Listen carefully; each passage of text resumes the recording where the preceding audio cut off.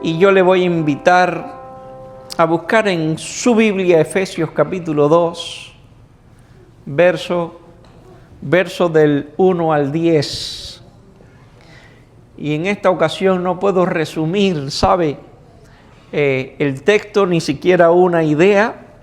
Tengo que leer todos estos versículos. Siempre uso 1 o 2 y de allí extraemos la idea central, pero esto es tan amplio que no puede ser fragmentado, ¿verdad? Bendito sea el Cordero de Dios. Y hoy vamos a hablar de dos de las palabras más usadas por los creyentes.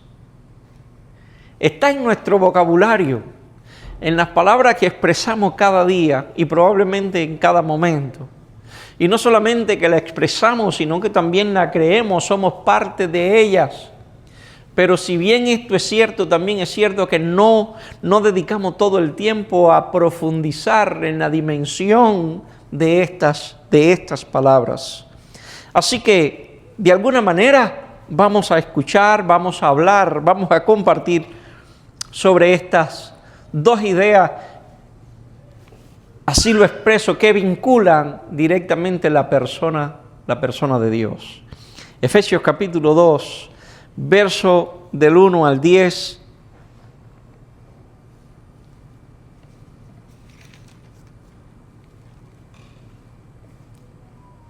Dice las Escrituras: y Él os dio vida a vosotros cuando estabais muertos en vuestros delitos y pecados. Escuche eso, lo que Él hizo. Nos dio vida cuando nosotros estábamos muertos en nuestros delitos y pecados, en los cuales anduvisteis en otro tiempo, siguiendo la corriente de este mundo, conforme al príncipe de la potestad del aire, el espíritu que ahora opera en los hijos de desobediencia, entre los cuales también todos nosotros vivimos en otro tiempo en los deseos de nuestra carne, haciendo la voluntad de la carne y de los pensamientos, y éramos por naturaleza hijos de ira, lo mismo que los demás. Pero Dios, que es rico en misericordia, oiga ese texto, pero Dios, que es rico en misericordia, por su gran amor con que nos amó, aun estando nosotros muertos en pecados, nos dio vida juntamente con Cristo. Por gracia soy salvo. Y juntamente con Él nos resucitó y asimismo nos hizo sentar en lugares celestiales con Cristo Jesús, para mostrar en los siglos venideros la abundante riqueza de su gracia en su bondad para con nosotros en Cristo Jesús.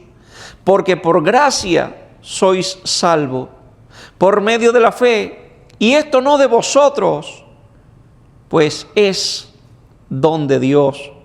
No por obra para que nadie se gloríe, porque somos hechura suya, creados en Cristo Jesús, para toda buena obra, la cual Dios preparó de antemano para que anduviésemos en ellas. Que el Señor bendiga su palabra. Dije que iba a predicar sobre dos palabras que es muy común en el lenguaje cristiano. Y vamos a llamarle así a la predicación: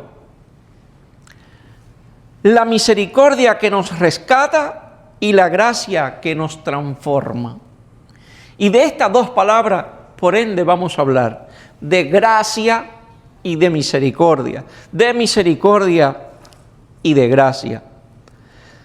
Aparecen otros tantísimos textos bíblicos que pudieran ser vinculados, como Lamentaciones capítulo 3, versos 22 y 23, y Tito capítulo 2, versos del 11 al 14, también Hebreos capítulo 4, verso 16. Todos estos textos bíblicos fuera muy bueno que pudiéramos leerlo en casa. Así que, básicamente resumiendo lo que estoy diciendo, vamos a hablar de dos de las palabras más hermosas de todas las Escrituras: misericordia y gracia. Toda la historia de la redención está vinculada a estos dos hechos. Desde Génesis hasta Apocalipsis, Vemos a un Dios que es santo y justo, pero también lleno de gracia y de misericordia. Sin la misericordia de Dios, todos estaríamos condenados, y sin la gracia, nadie pudiera ser salvo. Escuche esto: sin la misericordia de Dios, todos los hombres, todo el mundo estaría condenado, y sin su gracia, nadie pudiera ser salvo. Por lo tanto, estamos hablando de dos palabras que son extraordinariamente abarcadoras, porque no vincula a uno, a dos, ni siquiera a la mitad de la población del tiempo, de este tiempo del siglo venidero. Abarca a todos los hombres, toda lengua, toda nación, toda raza. Sin su misericordia, todos estaríamos condenados. Sin su gracia, nadie pudiera ser salvo. Ahí te incluye tú y me incluyo yo.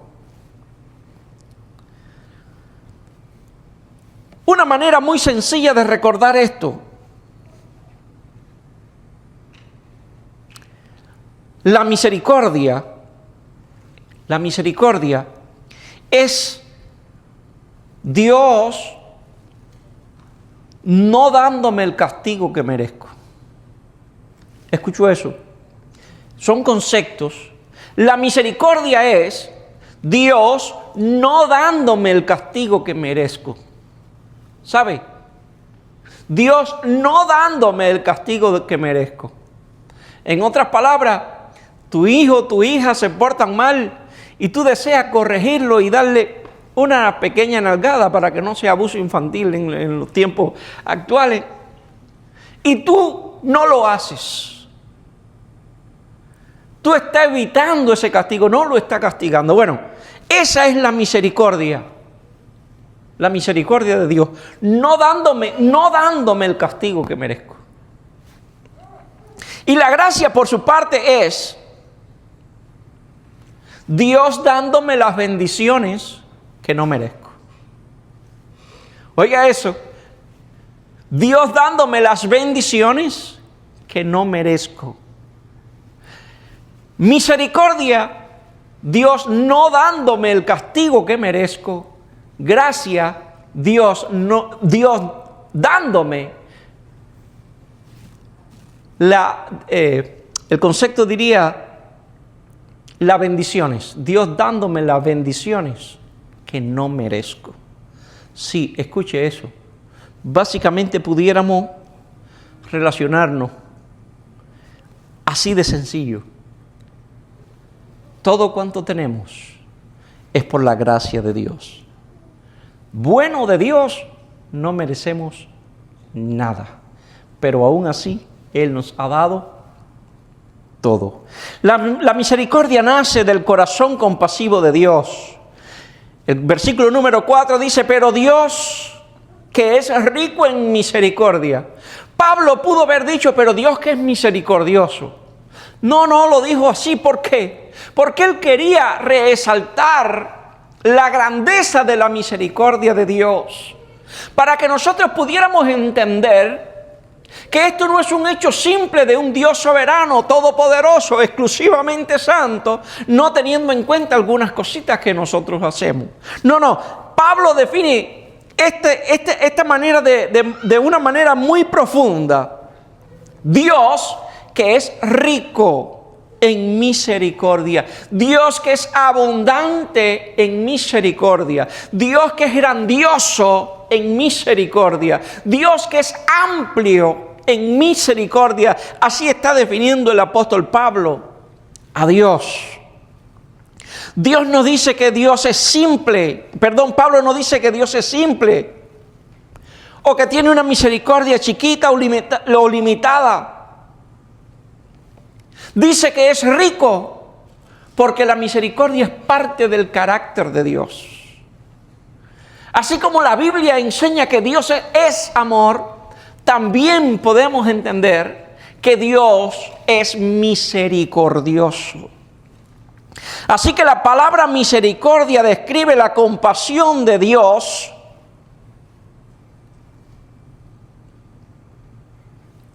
hacia quienes están en miseria.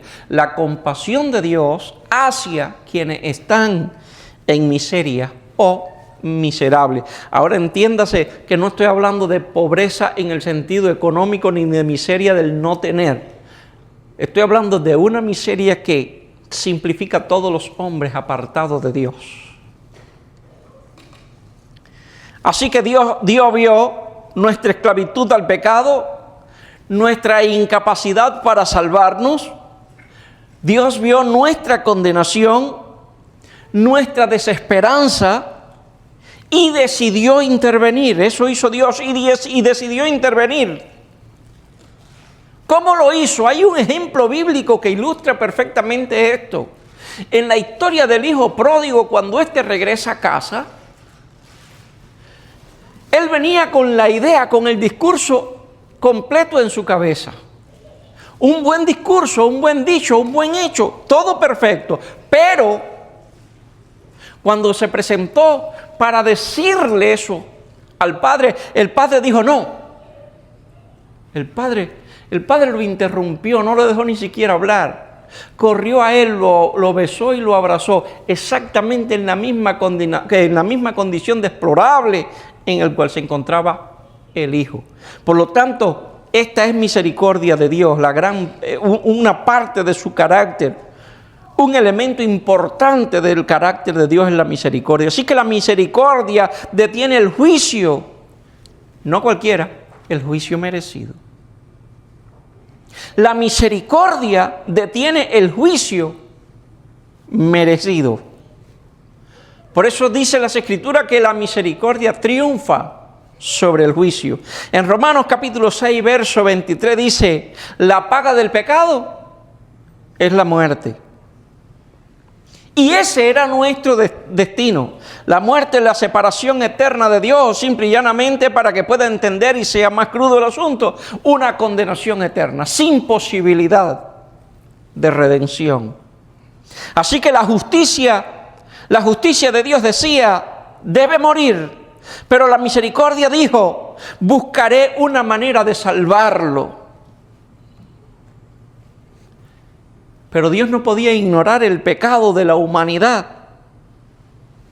Y es entonces que aparece la cruz. Y en la cruz, escuche porque en esto hay profundidad, en la cruz se encontraron muchos elementos que son necesarios poderlo mencionar. En la cruz se encontró la justicia. En la cruz se encontró la misericordia, la santidad y el amor. Y cada uno de estos demandando y ofreciendo la parte que le corresponde. Por eso Cristo recibió el juicio, el castigo, la crucifixión, la muerte, para que nosotros recibamos la misericordia. Él, el justo, el santo, el puro y bueno, la muerte para que nosotros recibamos la vida. Así que un juez declara culpable a un hombre y la ley exige castigo. Entonces este juez baja de su estrado y paga personalmente él la deuda del reo, del condenado. Esto fue exactamente lo que hizo o lo que sucedió en la idea de la salvación, en el hecho mismo de la salvación. La justicia de Dios demanda una condenación. Viene la misericordia y dice, vamos a buscar una forma. Y lo que por una parte se demandaba, por la otra se ofreció. Así que Cristo, ofreciéndose a sí mismo en la cruz, me dio vida juntamente con Él. La gracia, por su parte, estábamos hablando de la misericordia. La gracia nos concede una nueva posición delante de Dios. Efesios capítulo 2, versos del 8 al 9. Allí se describe, la gracia es mucho más que perdón, la gracia es mucho más que el perdón. La gracia es mucho más que el perdón. ¿Por qué? Porque nos concede estas cosas. La gracia nos concede salvación, nos concede adopción, justificación, reconciliación, herencia y vida eterna. Todo esto concede la gracia. No la misericordia, pero sí la gracia. Y estas son las razones, o algunas de las razones por las cuales hay un vínculo tan estrecho entre misericordia y gracia, pero no es lo mismo. Y nosotros deberíamos aprender a definir, o deberíamos saber qué es misericordia y qué es gracia. Así que la gracia rompe tres mentiras. Aparecen en el texto bíblico. La primera es la mentira de aquellos que pueden decir, sean creyentes o no, yo puedo salvarme por lo bueno que hago. ¿Sabe? Cuando yo era un adolescente, eso nunca se me ha olvidado, eso fue, digamos, una ilustración que sucedió delante de mí. En un supermercado, era yo adolescente, eso es que ustedes se imaginan, no fue aquí. En un supermercado, un anciano, ya bien ancianito, ya con sus achaques, él entendió no haber sido bien atendido por la dependienta.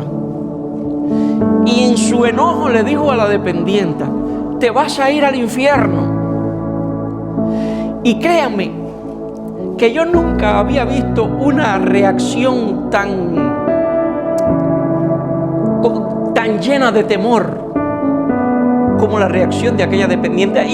Ella se asustó y dijo, pero ¿por qué si yo soy una buena persona? Y ahí está, gente que no creen en Dios, creen que merecen algo de Dios por ser buenas personas. Y por otra parte, algunos grupos de creyentes creen que por las obras pueden salvarse. Pero esto, según el texto bíblico, es una mentira absoluta. La Biblia responde, no es por obra. No es por obra. La segunda mentira, no soy suficientemente bueno, es lo contrario. No soy suficientemente bueno. La gracia responde, nunca lo serás. Pero los méritos de Cristo operan en tu vida y entonces eres bien visto por Dios. La tercera mentira, ya no tengo esperanza. La gracia de Dios responde, donde abundó el pecado, sobreabundó la gracia. La gracia de Dios no solamente perdona, sino también transforma. En primera de Tito capítulo 2, versos de 11 y 12 enseña que la gracia también nos educa.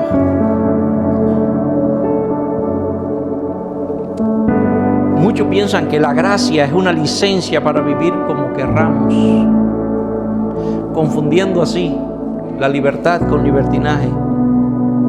Pero la Biblia es fiel y enseña lo contrario. Porque la verdadera gracia produce obediencia, produce santidad, produce humildad, servicio y amor. Oiga esto, la verdadera gracia produce obediencia, santidad, humildad, servicio y amor. Y Pablo, digamos, sería el mejor ejemplo para poder ilustrar esto. Era perseguidor de la iglesia, básicamente cómplice de castigos y asesinatos. Después de eso, fue apóstol, y no uno cualquiera. En mi descripción personal, el apóstol más grande del cual narra las Escrituras. No me refiero a la grandeza personal, sino a la grandeza de la obra hecha por él.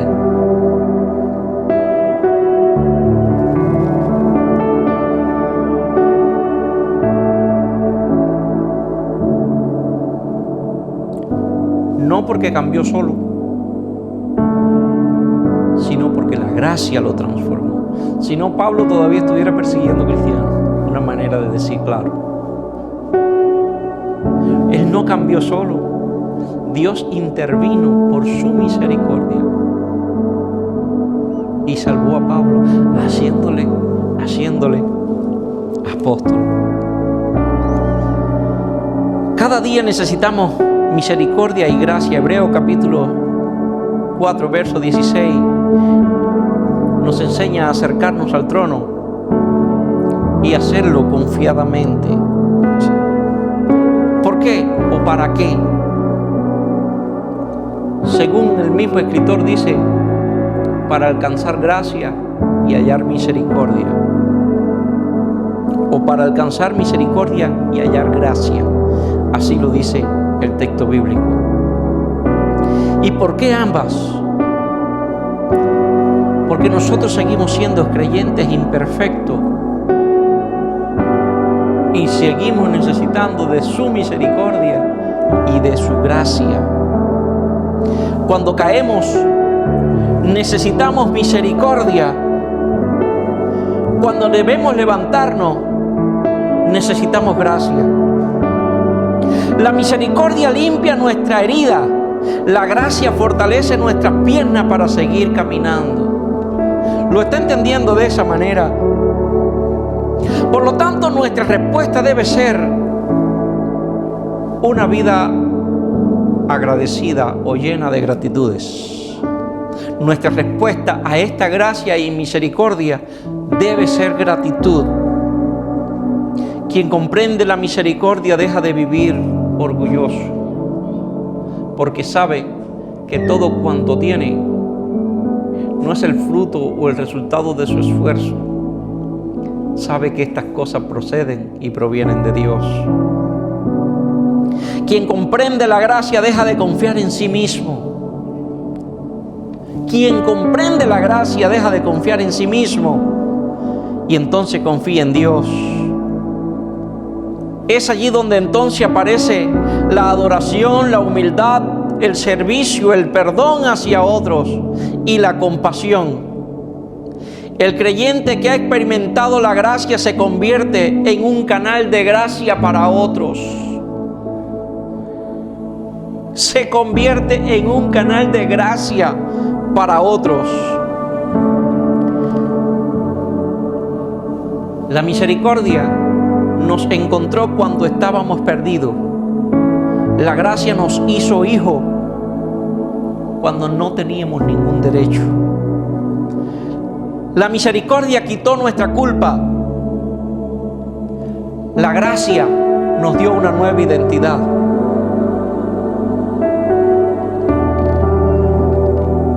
La misericordia nos abrió la puerta del perdón. La gracia nos sentó a la mesa de la familia de Dios.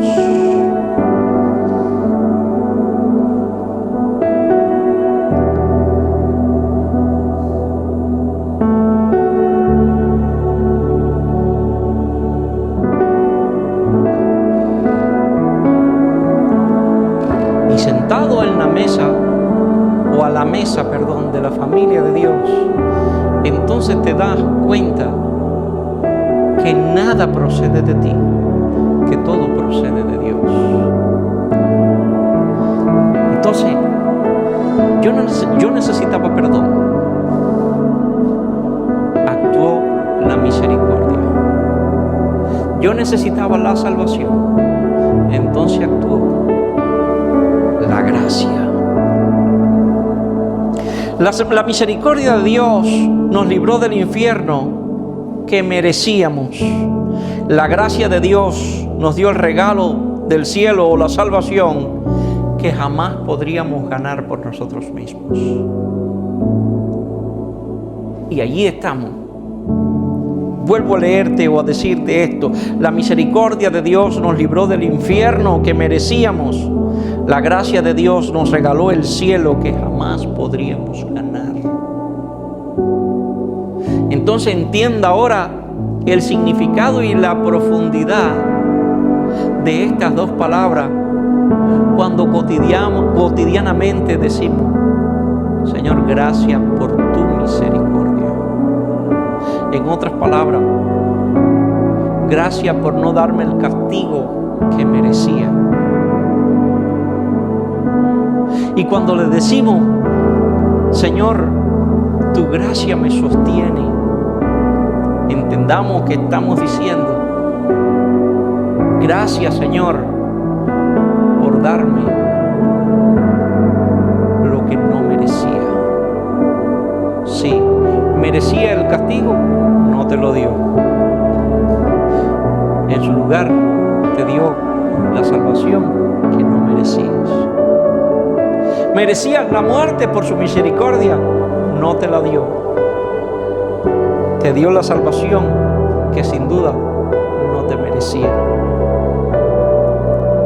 No recibiste lo malo que sin duda merecía.